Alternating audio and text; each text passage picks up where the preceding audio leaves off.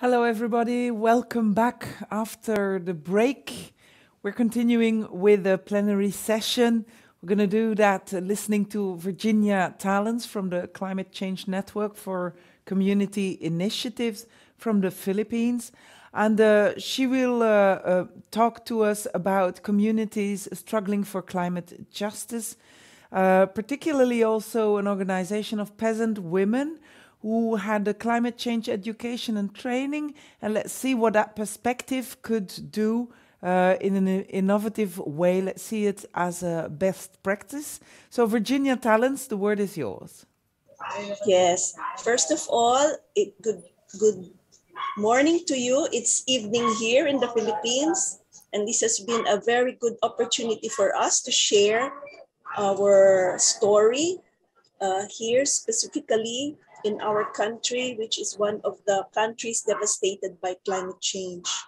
And so I will show my slides. Okay. This is a short introduction to my story, Climate Justice and Health Equity, a brief Philippine narrative. This is the current situation in the Philippines. 50% or 11.6 million families consider themselves poor, and these are pre-pandemic data. 2.4 million Filipino families experience involuntary hunger during the last quarter of 2018. Children, together with their parents and families, they suffer from landlessness, subsistence, or below subsistence income, and a backward agricultural system, further putting them at a disadvantaged position in society. Mainly agricultural, 9 out of 10 farmers in the Philippines are landless. The roots of poverty, as I speak, is economic underdevelopment. Backward agriculture and industrial production results in weak employment generation and low incomes for most Filipinos.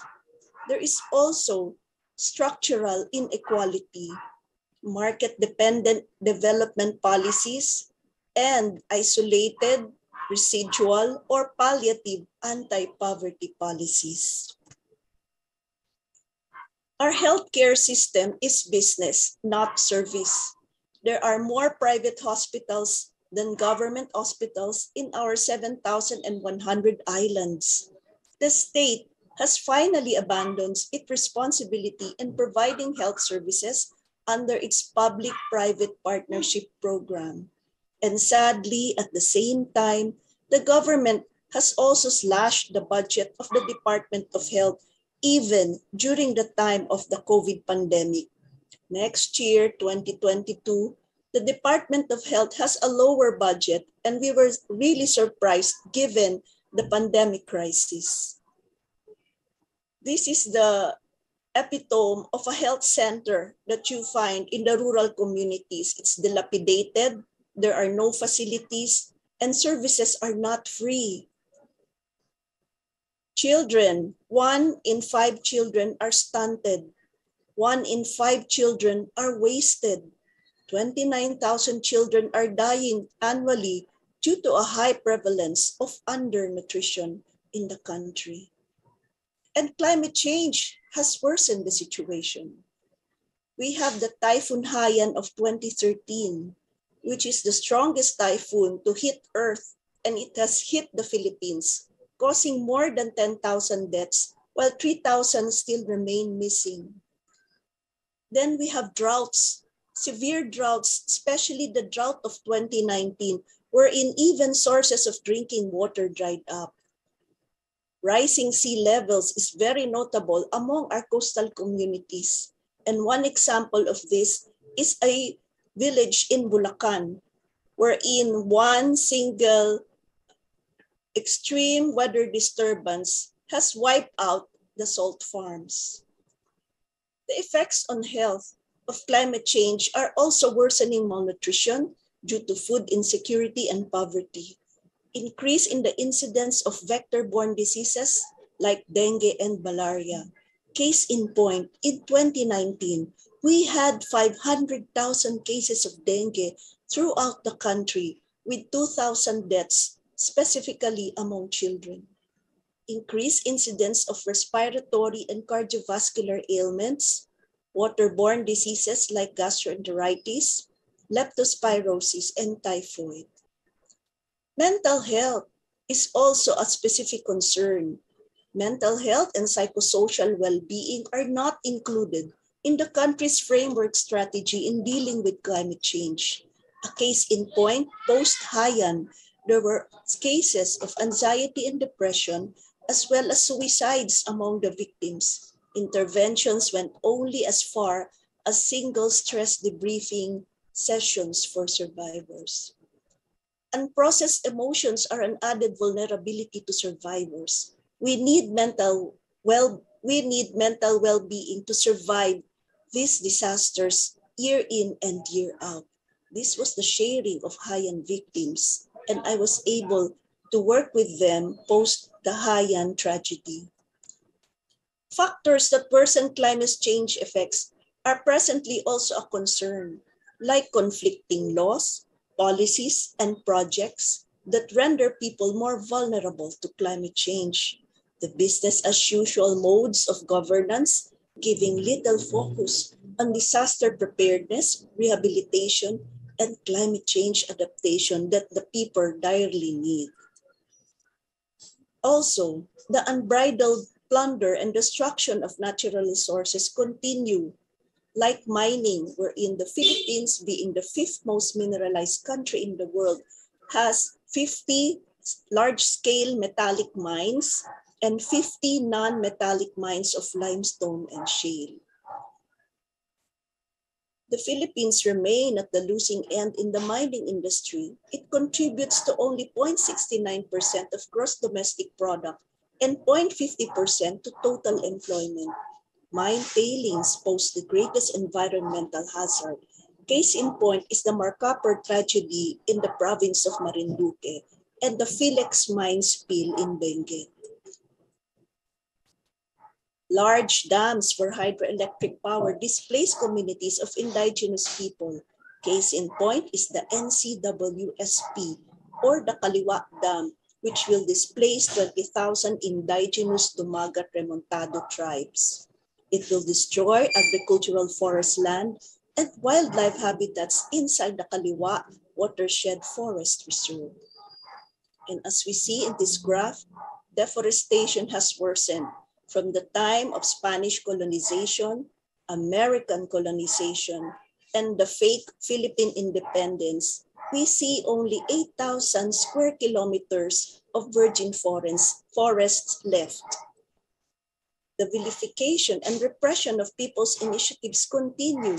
Martial law in Mindanao, the militarization of mining areas result to human rights violations. The killings of environmental defenders and trump-up charges against environmental activists still continue. Climate justice, what I can say is climate action is alive and well in our people's struggles. Indigenous people have been fighting these projects for decades and are winning. Farmers and fisher folks continue to struggle for climate, for health, land, and justice. The women also fight. So let's listen to the story of our two communities fighting for climate justice. That's my introduction. Okay. So I will share my next presentation. Oh, wait a moment.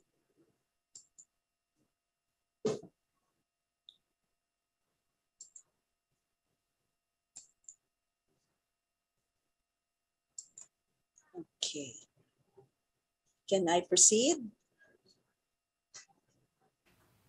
Yes, you can. Okay. Thank you. Two communities fight for climate justice. The two communities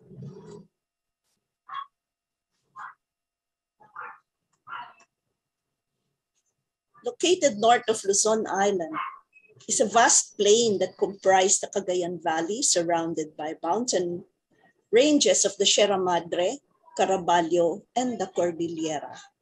Okay.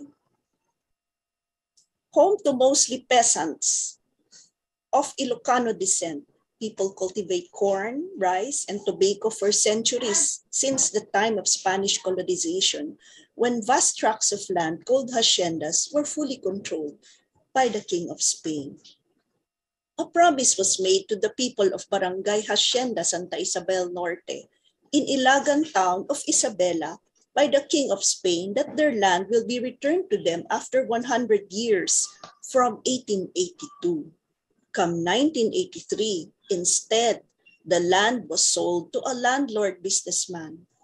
Due to the continuing struggle of peasants for the fulfillment of such promise, then President Marcos, a tyrant, fooled them into a fake land reform program that demanded farmers to pay for amortization. For this community of 850 families, feudal oppression remained to be a challenge. Villa Corazon is in Malig town of Isabela, a community of vegetable and fruit farmers. Their settlement in Villa Corazon of 650 families is now being threatened by land grabbing, supposedly for a greening program, and remain to be under dispute. The farmers formed an organization to uphold their rights as decade-long settlers in the area.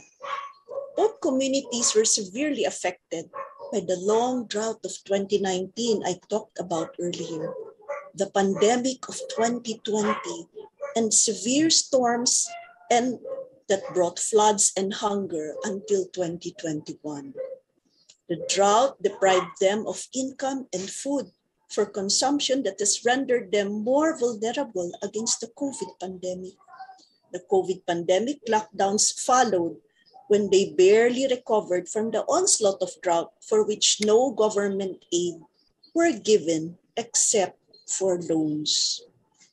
The nationwide restrictions due to the lockdown prevented them from going to their farms or even selling their produce for much needed income. The last quarter, year 2020, brought on a series of typhoons, Goni and Vampo, and a massive flood that devastated everything they had. Their homes, farms, seeds, work animals, and farm implements. Staying in shelters while awaiting relief efforts, the women bonded together and demanded for disaster response and pandemic relief. They sought assistance from civil society organizations and religious groups and some private citizens. They pulled together small contributions, donations like food, water, and dry clothes, and distributed these to other peasants. Going back to their communities, when the storm subsided, they cried over the massive devastation. They set to work. Women, men, and children cleared the fields with their bare hands from mud, rocks, and debris. Slowly, they built shelters using fallen logs and coconut fronds. Each family shared what they could salvage to rebuild their communities. But the floods recurred again when the dams released water, submerging entire Isabela for almost 2 months. By January of 2021, picking up from where they left, the women converged again, this time as an organization to plan definite actions. The CCNCI enters the picture. This is my organization. In a series of learning sessions, the women came to know and understand the injustice behind these climate change effects, droughts, typhoons, and floods, and the havoc these have created. All this amid failures of governance while managing pandemic response, state repression, targeting people's initiatives for development, and continuing plunder and destruction of the environment.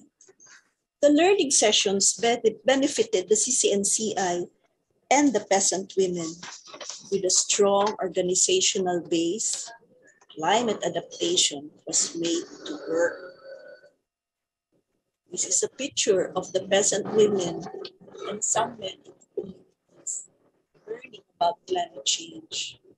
This is a picture of a meeting conducted by Ambi and Isabella so that they could plan what to do with their farms and communities. Collective farming, resource planning, application of agroecology science, exchange of traditional knowledge were immediately applied. With the help of donors, CCNCI was also able to provide some farm tools, seeds, and organic inputs. Social conscientization and organizational trainings were also tackled. These included topics on human rights, farmer situation, the root causes of flooding and climate change and pandemics, and climate justice. Harvests from their vegetable gardens came after 3 months of labor on the farms and backyard gardens. The produce was ample in providing food for their families and some surplus to share with other communities. The organization became more unified. New members were recruited. Almost 100 attended the learning sessions, and 60 applied these in their farms. Protest actions were also held against laws that impoverish farmers, like the rice tarification law that allows unbridled importation of rice instead of improving local production, the oil deregulation law, and unjust taxation policies. In November 2020, the Amihan National Federation joined the CCNCI in their call for climate justice during the aftermath of typhoons Goni and Vamco. They demanded rice and cash subsidies, farming support, vaccination against the COVID virus, and health care. They also cried against the criminal negligence and apathy of dam officials, government executives, and agencies for condoning mining, quarrying, and deforestation that aggravated the flooding. In February of 2021, they joined street actions to protest rice importation and projects that destroy the environment, like dams, reclamation, and logging and mining. During Women's Month last March 2021, Ambi Isabella launched rice field protests to uphold women's rights for land, aid, and justice.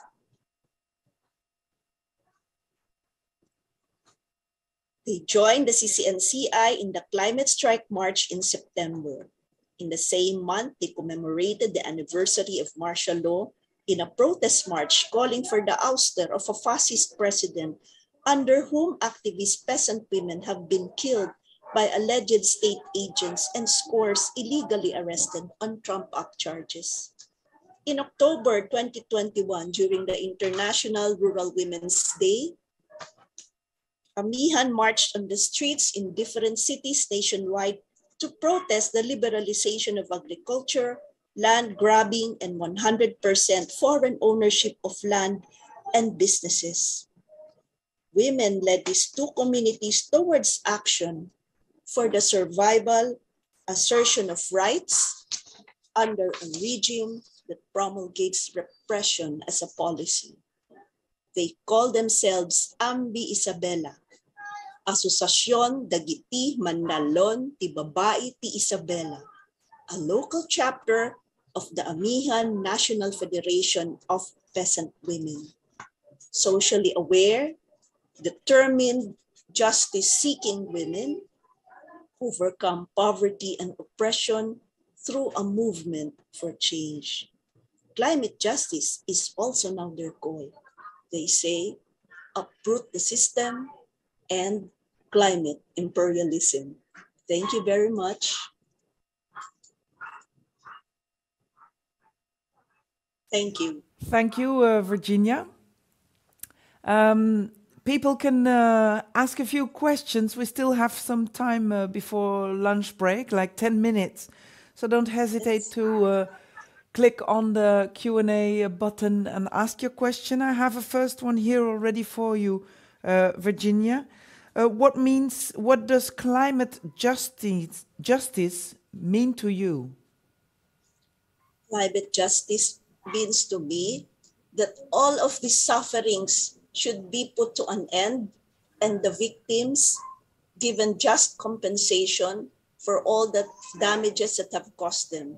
And secondly, for the environment to be protected and rehabilitated in order that food security will be more sustainable and that the next generations can survive on in a sustainable manner, and that a future is still possible for the Filipino people.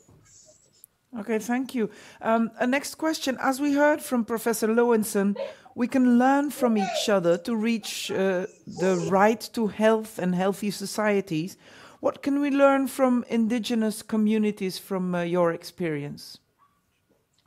With regards to the right to health, this has also been part of their struggle because as I have shown in my slides, climate change has really wreaked havoc on the health of the people.